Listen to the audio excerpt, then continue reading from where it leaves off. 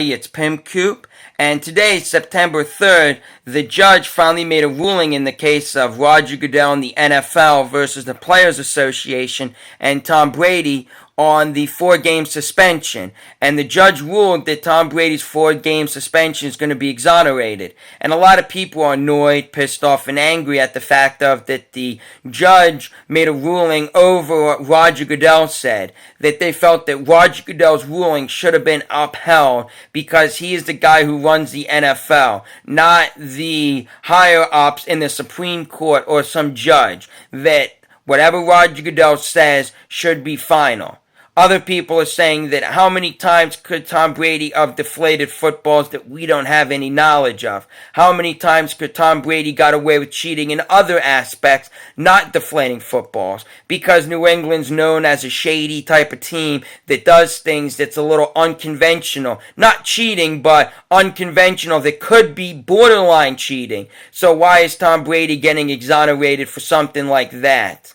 Then other people are saying that there's a lot of young kids who look up to Tom Brady. And, young kids are going to look at Tom Brady and see that if you cheat, you can get away with it. So a lot of people are angry at the decision that the judge put in place to exonerate Tom Brady for his 4-game suspension. Now, I personally am happy, not just because I am an NFL fan and a New England Patriots fan, but because I want Roger Goodell fired. And this might be a way to get Roger Goodell fired, because he has mishandled this situation, the Ray Rice situation, and Adrian Peterson's situation. He has made a mockery of the process of fining, banning, and getting rid of certain players who done negative things. He has done wrong things this whole time with the Tom Brady situation.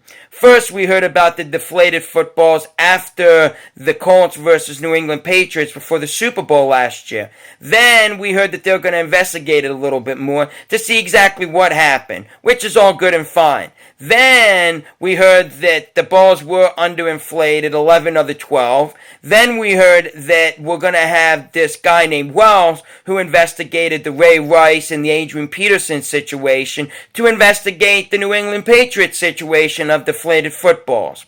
Then, in the course of 2 weeks to a week before the Super Bowl, we had all of these websites coming up and saying, oh, new leaked information says this, new leaked information says that, from 24/7 Sports. Where are these websites I've never heard of coming out of the woodworks now? People are sharing this over Facebook, on the New England page, on the NFL page, saying that, oh, this is being said. Oh, there's possibilities that it could have been the NFL wanted this to happen. Or this said, that said. Then we got leaked information from Chris Mortensen, who you've probably seen on NFL Network, NFL.com, and ESPN. He's one of the NFL beat writers, saying that, new information says that some dude who's a locker room attendant or an equipment manager took the footballs into the bathroom, took it into the locker room, was in there for a couple hours, then came out with the footballs and walked away, and that's all the camera shows. Oh, we got new leaked information that says the equipment manager or locker room attendant, some dude was taking the footballs and touching them before the start of the football game on the sidelines. Oh, new leaked information says Tom Brady's cell phone was destroyed. New leaked information says this. Oh, that this guy who's the equipment manager is called a different name. It's a nickname. Tom Brady doesn't know the nickname. All this stuff is coming out, and it's been 7-8 months. Now, I don't know every little detail that was said of the Wells report. I didn't follow the situation intently every day, like what was said, what wasn't said, what was this, because if I went on the internet and did a Google search of the Wells report or the Deflate game, you're going to get a bazillion websites that I don't even know are telling the true facts. 247sports.com.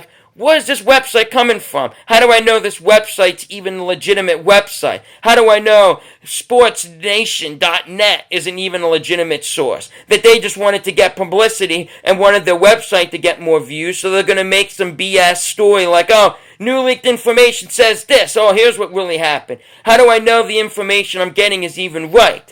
So, because I don't know what information I'm going to be getting right, how can a judge get right information when we don't even know to this day exactly 100% what happened?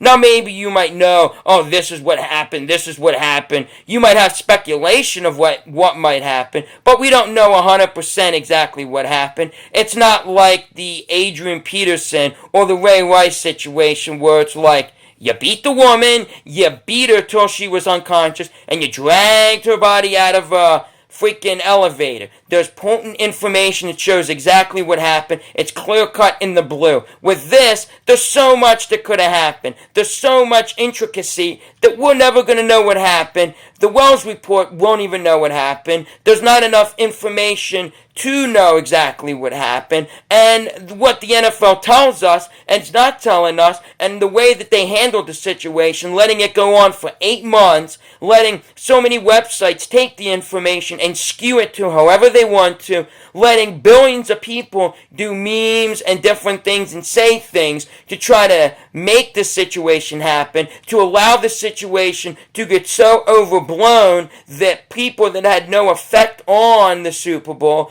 got affected on it, and the way that they allowed the NFL's week before the Super Bowl to all be about Deflategate, Deflategate, Deflategate, and the way that they just handled this whole situation and made Tom Brady a victim like he shot somebody.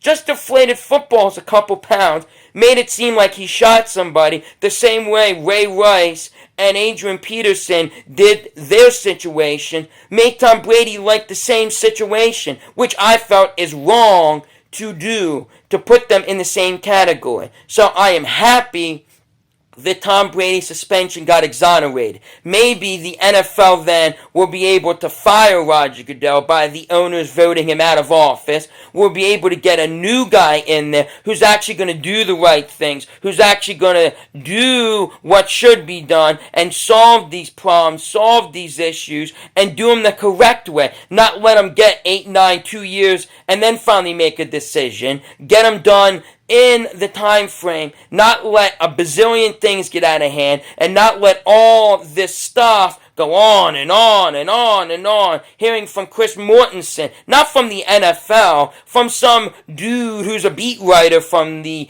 ESPN, NFL Network, NFL.com person, say, leaked information says this guy took footballs and went in the back room and did God knows what, and then came out. We don't know what happened. He did something. This guy touched them. Like, I want some clear-cut information, not just some bloop, this could have been what happened, this could have been. I want information, I want something to be done correctly, and I want it done right. Not 9 months in advance to be like, oh, we're going to go and give you a 4-game suspension after a bazillion years, and get to a point where it's got to go to court, where we can't resolve it by the two sides talking and coming to an agreement, where we have to take it to federal court and go nutso with it. Doesn't happen in any other sport, only happens in football because the NFL commissioner, Roger Goodell, is shitty and needs to go.